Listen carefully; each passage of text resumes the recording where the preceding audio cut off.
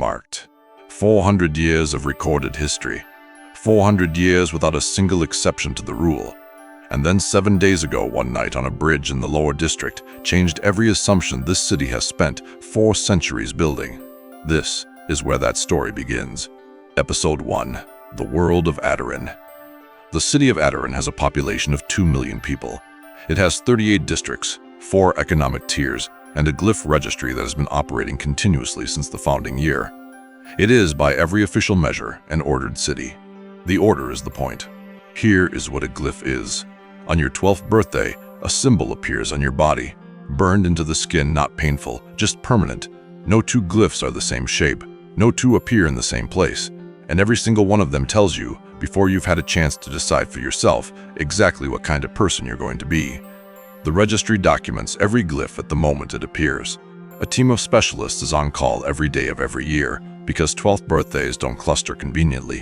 When your glyph comes in, someone from the registry comes to you. They record the shape, they classify the ability, they hand you a placement assessment, then they leave and your life begins.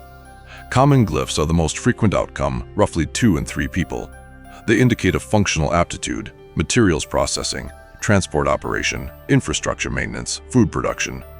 The city runs on common glyph labor. Common glyph holders are housed in the middle and lower districts. They are not poorly treated, they are simply not consulted. Rare glyphs, 1 in 30, maybe slightly more, come with abilities that can't be replicated by training alone. Engineering intuition that solves problems in seconds that would take a common glyph holder a week. Medical sensitivity that detects illness before instruments do. Calculation speed that turns a person into a living financial model. Rare glyph holders end up in towers. Their names end up in papers. And then there is the third possibility. The one that nobody at a dinner table says out loud if they can avoid it. The one that parents use as a threat and children use as an insult. The Null. A person who reaches their 12th year and receives nothing. No symbol, no burn, no acknowledgement from the system that they exist at all. In 400 years of records, across a city of 2 million people, the official Null count is 36. That number is kept in the separate section of the registry, away from the main catalog. The registry's official position is that nulls represent a biological anomaly with no systemic significance. The rest of the city's official position is that the registry is probably right and everyone should move on. What the official position doesn't capture, because official positions are not designed to capture it, is what it actually feels like to grow up null in Aderyn. To be the absence where a definition should be. To learn, before you're 10 years old, that the fastest way to move through a city that has decided what you are is to move as though you're not there. The glyph system has a foundational contradiction that no one in 400 years has publicly resolved. If a glyph determines your future, and your future determines your standing, and your standing determines your housing and your safety and your access to everything, then the glyph system isn't classification, it's control. And in Aderyn, control is the only thing the people at the top are genuinely afraid of losing. Episode 1. Wren. 16 years. Meet Wren. 16 years old, null since their 12th birthday, when every classmate symbol appeared on schedule and nothing appeared on Wren. 4 years to get used to the way that story gets told about them. They haven't particularly, but they've gotten extremely good at looking like they have. Wren works the sorting line in the lower district, a factory that processes recycled materials from the upper sectors. It's not the worst work in Aderyn. The pay covers the lower district housing. That's the only housing a null can access. The shift is fixed hours. The supervisor is only sometimes deliberately cruel, as opposed to casually indifferent, which is an improvement over previous positions. The other workers on the line don't hate Wren. Most of them don't think about Wren at all. Wren has learned that this is actually harder to carry than active hostility, because at least hostility acknowledges you exist. Erasure is quieter and takes longer to put down at the end of a shift. Wren has a habit that nobody on the sorting line has noticed. While working, Wren watches. When a coworker's sleeve rides up, when someone pushes a collar aside, Wren's eyes go to the glyph, studies the shape, memorizes the structure. Some part of Wren has spent 16 years cataloging the one thing they were never given without ever consciously deciding to. That morning, the morning before the night on the bridge, the line supervisor, a man named Race, decided to demonstrate something in front of a visiting guild inspector. He moved Wren from the primary station to the back line, in front of everyone, without explaining why. Wren moved without arguing. The inspector watched, then made a note on his clipboard. Wren didn't see what the note said. After the shift, a coworker whose name Wren doesn't know stopped next to Wren's station and said, without making eye contact, what Wes did wasn't right, then walked away without waiting for a response. Wren stood there for a moment, then finished the last 30 seconds of the shift. Wren has thought about that interaction several times since. Sora has been in Wren's life since they were both 9. Their families shared a building in the 3rd sub-district before housing reassignments moved them in separate directions. Sora's glyph came in on schedule at 12 Standard Manufacturing Affinity factory job 4 blocks from Wren's workplace. The proximity was not coincidence. Sora engineered it. This is the kind of person Sora is. They found out Wren was Null when they were both 12 and responded by asking Wren to describe what the non-Null experience had been like for everyone else in the room, because Sora was curious and Wren would obviously have the clearest outside perspective. Wren has since confirmed that this reaction is not normal. It's also why Sora is still here. That evening, Sora was waiting outside the factory. Sora had somehow obtained 2 portions of the noodle dish from the street vendor 3 blocks east that Wren mentioned liking once, 2 years ago. Sora didn't ask how the day went. Sora already knew how the day went. Word travels fast in the lower district. Instead, Sora said, Rias will trip on his own feet eventually. Wren said, no he won't. Sora said, I know, but it sounds better. Episode 1, The Bridge. The night everything. The lower bridge connects the 3rd sub-district to the factory quarter along a grade that runs through the oldest part of Aderyn. The bridge is 160 years old. The city has been meaning to resurface it for 40 of those years. It hasn't yet. This matters. Wren and Sora were crossing at 8:40 in the evening. Sora was in the middle of a story about an argument at the manufacturing plant that involved at least 4 people whose names were variations of each other.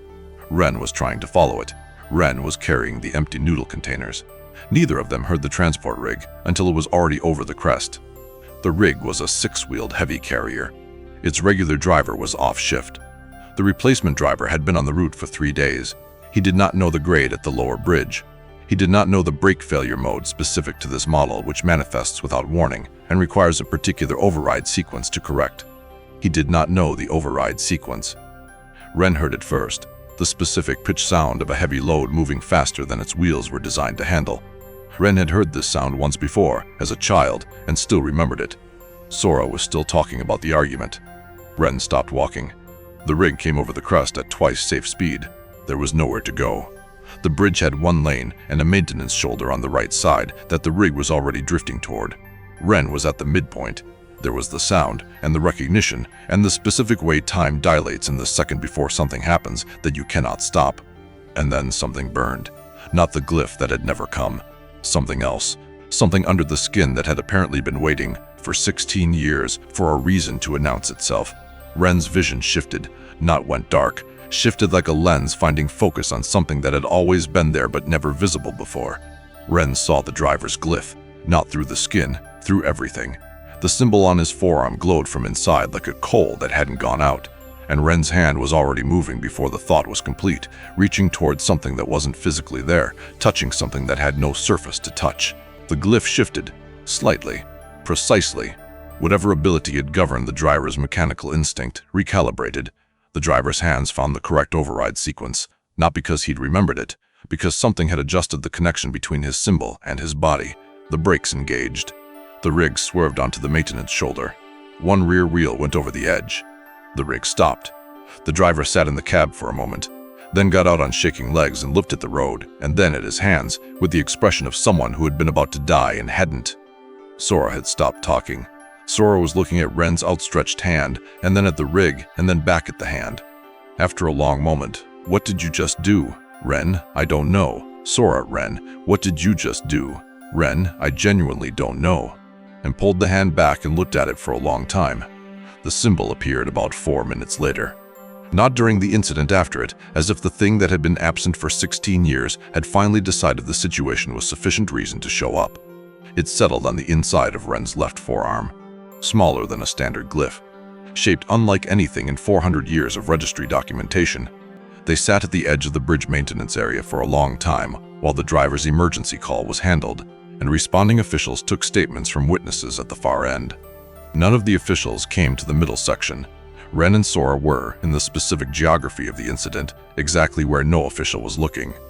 Sora asked what it felt like. Wren said, like reading something that shouldn't have been readable, Like looking at a word in a language you've never learned and understanding it anyway. Sora said, "That's going to complicate things." Wren said, "I know." Sora said, "We can figure it out." Wren said, "You don't know that." Sora said, "I know, but it's still true."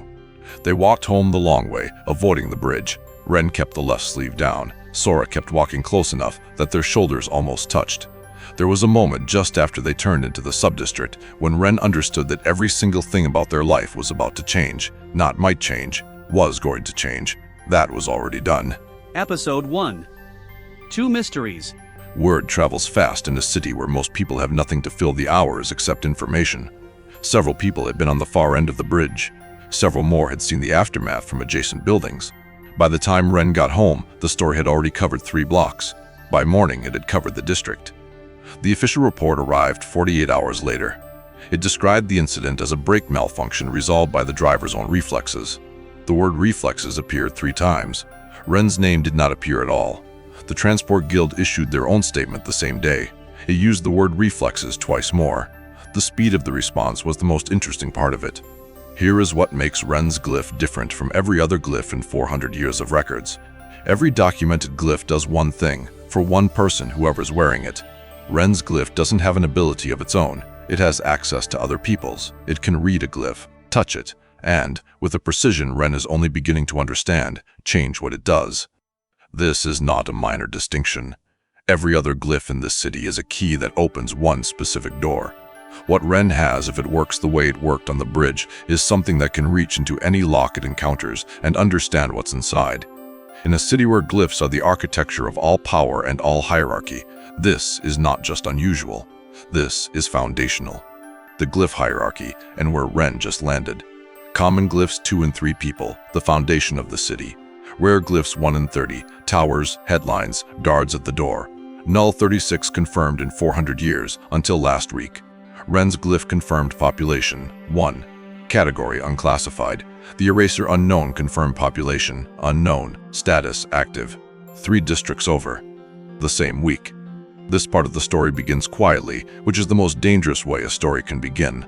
A man named Paris Rare Glyph, engineering affinity, employed by the city's infrastructure division, woke up on a Tuesday morning and found that his forearm was blank. Not bandaged. Not injured. The glyph he had carried since his 12th birthday that had defined his career, his housing grade, his identity was simply gone. He thought, initially, that he was still asleep. He wasn't. He checked 3 times. Paris was not alone. Over the following 5 days, 9 more people reported the same experience. Glyphs that had been present their entire lives, simply absent when they woke up. All of them in the middle districts, all of them rare glyph holders. The Registry requested that all reports go through official channels and that nothing be discussed publicly until an assessment was complete. The unofficial count which circulated through the parts of the city the official report was not written for was 23, maybe higher. People who had lost their glyphs and hadn't reported it, because if the guild reclassifies you as a null, your housing changes. Your employment changes. You don't report things that reclassify you downward if you can possibly avoid it. The guild's assessment described the incidents as a rare medical irregularity affecting a small number of glyph holders. It included a reminder that individual glyphs cannot be externally affected by any known mechanism. The statement was accurate. As of 7 days ago, it is no longer accurate. The guild has not updated the statement. A former specialist stood in a room in the middle district and said to anyone who would listen, "I felt it leave, not during sleep. I was awake, sitting at my desk, and I felt it leave like a light going out, except the light was part of my body that had always been on. I tried to hold it. I couldn't." Wren heard this secondhand from Sora, 3 days after the bridge. Wren was lying on the ceiling in the way you lie on the ceiling when something has rearranged your understanding of what's possible and you're trying to find a new shape for it. The story landed in Wren's chest like a question with an answer already attached.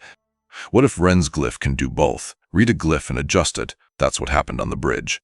But what if applied differently, applied by someone who knew what they were doing? It could reach into a glyph and pull it out entirely. What if the incidents in the middle districts aren't spontaneous? What if someone has a version of what Wren has and has been using it deliberately, quietly for longer than anyone has noticed?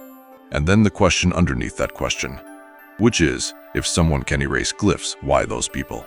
Why rare glyph holders? Why that week? What's the pattern that the guild says doesn't exist? What does someone with that ability, want that they can only get by erasing those specific glyphs in that specific order. Wren doesn't have the answer. Wren has a symbol on a forearm that nobody has ever documented, a knight on a bridge that nobody officially acknowledges, and a 16-year habit of memorizing glyphs without knowing why. But here's what Wren has always had: attention. The specific sustained attention of someone who has spent their whole life studying the one thing they were told they'd never have.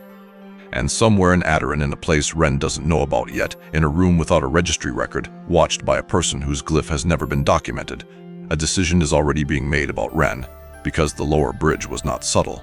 And the people who've been erasing glyphs in the middle districts are not the kind of people who let things go unnoticed. Next time unmarked, Wren gets summoned somewhere no Null has ever been allowed to walk through the front door of, and meets the one person in Aderyn whose glyph might be stranger than their own. Episode 1 is done. Subscribe, because Episode 2 is where it starts running. Summary: Episode 1, marked. The City of Aderyn. 400 years of a system that has never produced an exception. A 16-year-old Null with a glyph that shouldn't exist, and an ability no one has ever catalogued. A second mystery, already moving. And a collision that hasn't happened yet but will. Episode 1, done. Let's go.